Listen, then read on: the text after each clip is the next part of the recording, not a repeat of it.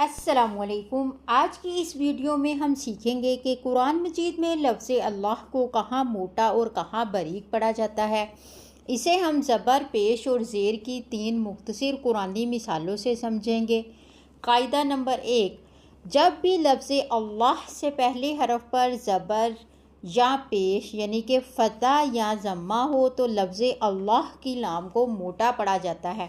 مثلاً قال اللہ، یہاں لام پر زبر ہے اس لیے لفظ اللہ موٹا پڑھا جائے گا۔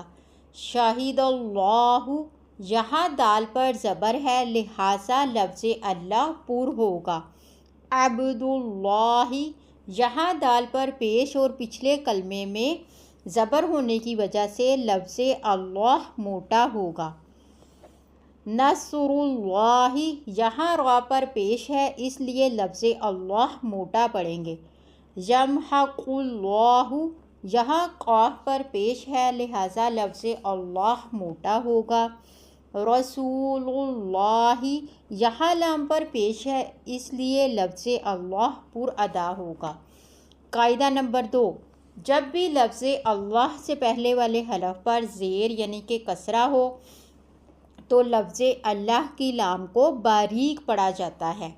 بسم اللہ، یہاں میم کے نیچے زیر ہے اس لیے لفظ اللہ باریک پڑھا جائے گا۔ باللہ، یہاں با کے نیچے زیر ہے لہٰذا لفظ اللہ بالکل باریک ہوگی۔ دین اللہ، یہاں نون کے نیچے زیر ہے اس لیے لفظ اللہ باریک ہوگا۔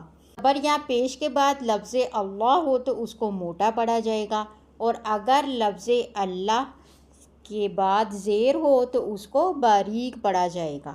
امید ہے کہ آپ کو یہ مختصر مثالیں اچھے سے سمجھ آ گئی ہوں گی۔ ویڈیو اچھی لگی ہو تو لائک اور شیئر کریں۔